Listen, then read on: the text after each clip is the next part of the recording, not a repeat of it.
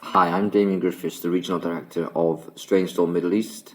I'm going to be doing a presentation on our dynamic monitoring and structural health monitoring systems. So Tranz, we're a UK-based company with offices globally, and we're involved with the design, installation, consultation of bridge monitoring and bridge analysis. So we've got over 600 bridges monitored today. And in India, we've partnered with Oberoi Thermit and their entity Tranz. So Oberoi Thermit and Tranz, they've got that single agenda of bringing cutting-edge technology into India from overseas. And they're primarily safe. Their focus primarily is on safety and railway assets. So that's why we're a good synergy with Tranz and working together already throughout India. So on the railway network, we've got a series of solutions for flood monitoring, scour monitoring, wheel impact load detection, dynamic testing, bridge instrumentation, and then the tunnel and embankment monitoring. Today I'm just going to talk through some of our dynamic testing that we're doing at the moment, and primarily that involves the RSI analysis and then the design verification and certification for bridges for the newer higher speed trains or trains with higher axial loads. So looking at the RSI, the rail structure interaction. It's the phenomenon by which stresses are induced into the rails due to deformations of the structure. So for this, we look at three inputs, which would be the vertical load, the temperature effects, and the traction and braking loads. And what we do is we then measure the outputs, which are the rail stresses and the deformations. So to do this, we first create the FE model. So this is carried out using the as-built drawings and on-site measurements if needed to create the dynamic model that's used to confirm what the theoretical bridge response should be. Next up, we need to derive the monitoring system. So the monitoring system is made up of a short-term monitoring system, which is to collect dynamic bridge response through the trains passing, and then a long-term monitoring system that is used to look at the long-term effects due to temperature change on the rail stresses. So typically you might have three spans being monitored. It depends on the length of the bridge, but here we've got the Ganga Bridge where we have three typical spans being monitored. And we're looking at pier inclination, deck displacements in both the longitudinal transverse and the vertical from the uplift, temperature sensors, and then stresses on the rail. And the two monitoring systems we've got is the 100 Hertz sampling for the dynamic test and then static slow 5-minute data for the temperature effects. Some of the instrumentation is shown here. On the left, we've got the strain gauge installed on the web of the rail. This is looking at the longitudinal or axial stresses and hence loads going through the rail. And on the right, we've got a series of LVDTs to measure various deck displacements in relation to the pier. From the RSI, we'll be able to understand whether the measured actual bridge responses are in line with the theoretical responses and whether the rail stresses are going to cause any issues to the articulation or the performance of the bridge. In the event that the on-site testing does confirm that there are some inadequacies, then we can propose enhancements to the structure, whether that's designing some improved stiffness for the superstructure of the deck, changes to the articulation, or the introduction of REDs. We use a similar methodology for the bridge certification for trains that are going to be running on old existing bridges that are now going to be faster or of a higher weight. What we do first is create the dynamic FE model, again using the as-built and detailed drawings that we've got of the structure. We'll then assess the theoretical model and we'll run simulations of the current trains that are on that line for to understand the bridge stiffness, where we might need to know the accelerations and displacements of the deck. We'll then go to site, install some instruments, and then we'll measure the accelerations, dynamic displacements, some stresses, pier inclination. From that, then that data that can then be used to understand the stiffness of the structure, the natural frequencies, the stress distribution, and that data can then be reinserted back into the model to refine the FE model to ensure that it's accurate. Once the FE model has been confirmed to be recalibrated, let's say, we're able to then run new simulations on the FE model of the new trains that will be running on that line eventually. By running those simulations, we can determine whether the bridge has sufficient stiffness and is able to, and that the dynamic characteristics are okay. There's no clash of the natural frequencies or no higher stresses induced. If the dynamic characteristics are okay, then that bridge is then certified for use for the new trains. If not, then some strengthening or redesign work needs to happen. Once the bridge is finally certified and the new trains are running, it might be helpful then to carry out another load test using the same sensor technology in order to confirm that the model is accurate. Here we can see some of the instruments that were used on some work we did in the UK, where we were measuring the dynamic dynamic deflections midspan and the accelerations for each girder. We can see it was part of a larger project where they were electrifying the West Coast route, it was called, and it consisted of over 150 bridges. Here's another test setup. And from the output we can see that we get, this is from the LVDTs below the deck, and you can see that we're getting the deflection of the bridge caused by each of the bogies coming over the bridge, and it's highly accurate. So that load is being transferred through the rails onto the sleeper, through the ballast, through the bridge to our sensor. And we can, from just looking at this graph here, we can see where the heavier carriages were, where the engine was, and the first class at the back, and the canteen in the middle there.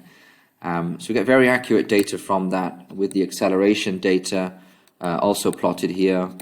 And what we've done here is we then carried out the sanity check by undergoing the double differentiation of the LVDT data with the acceleration data to confirm the accuracy.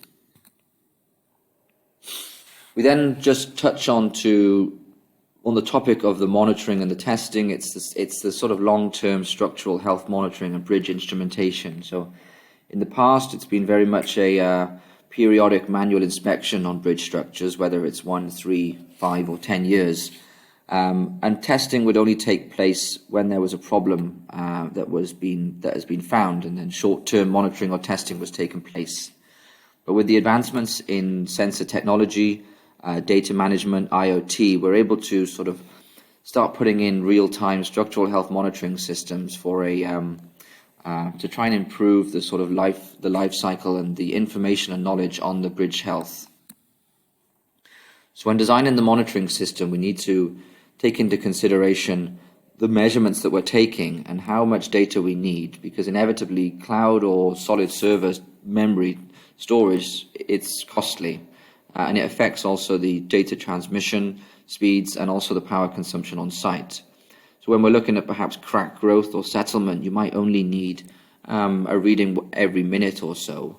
If we're looking at dynamic displacements, earthquake or bridge strikes, then you might need data being collected at thousands of samples per second. And some of those sensor technologies that we're using, combination of strain gauges, whether fiber optic electrical resistance in the top right there, or vibrating wire, depends on the application. Accelerometers and geophones, as we mentioned earlier, for the acceleration and the stiffness of the structure. Inclinometers and tilt sensors are used regularly to understand the sort of pier movement. We use total stations, GPS technology for movement monitoring, displacement sensors like the LVDTs. And then we've got a series of environmental sensors for the wind, scour, flood monitoring, humidity, etc. Then we look at the data logger that we're going to use. So for a sort of low-powered system collecting data every minute or so, you might use a solar-powered system like this with a 3G or 4G modem that will send data periodically to the server. So you can receive almost every sensor input into a data logger like this.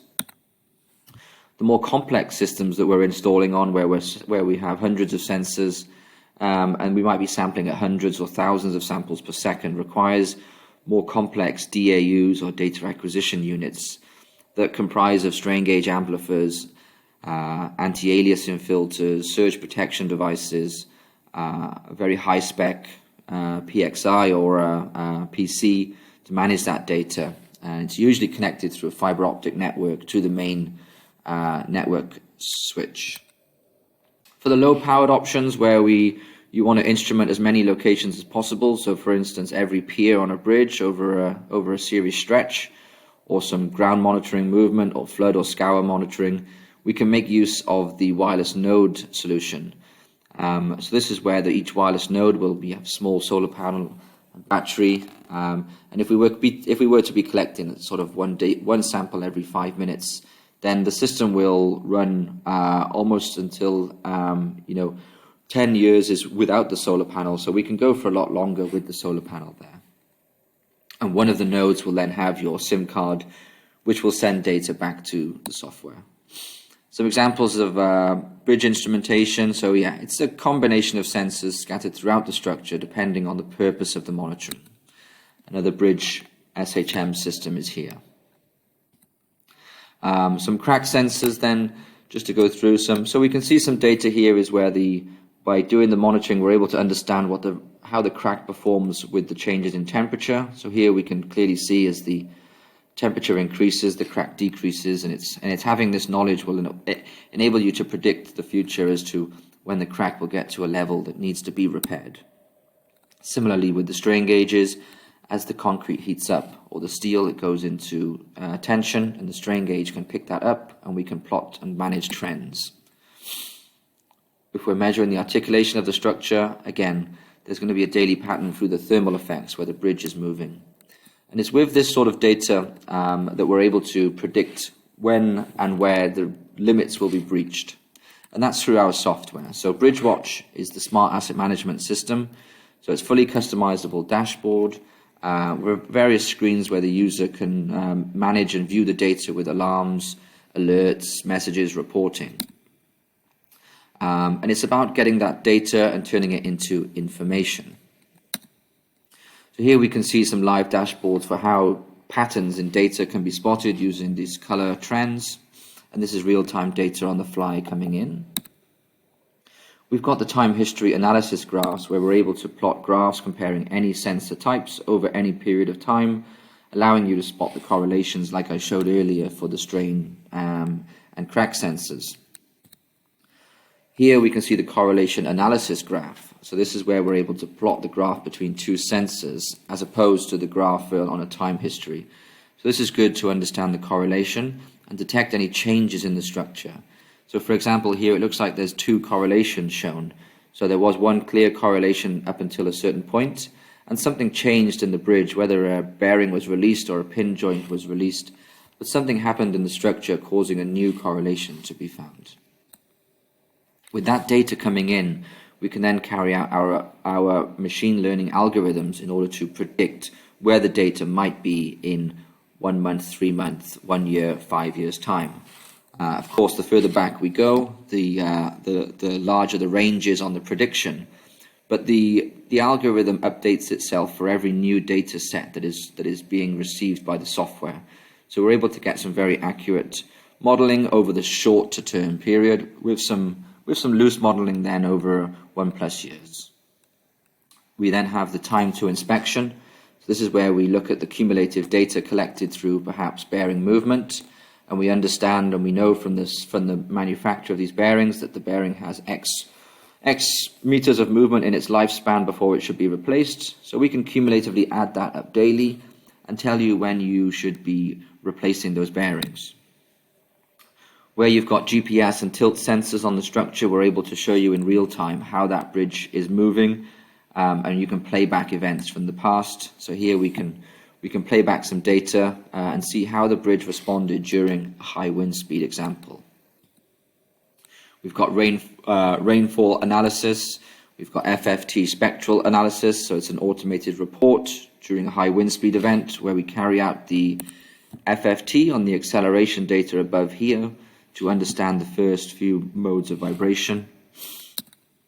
And we've got some, for what triggers those events is the wind speed, wind speed, humidity, temperature, and the uplift. And they can be shown in real time as well with various different graphics. So it's fully customizable, and it's all about getting that data to the operator and the asset owner so they can do and plan accordingly from that. The latest sort of movement of where we're going with this is that you've got your augmented reality or your BIM and your 3D model, and from there you're able to then click the sensor, a location on the bridge structure, and you can view the data or the component health of that structure. And that ties in nicely with where we are with digital twins and how we're able to update the FE models based on sensor data coming in live. So that's all for me, and my number and email is at the start of the presentation, so if you have any questions, please just get in touch. Thank you.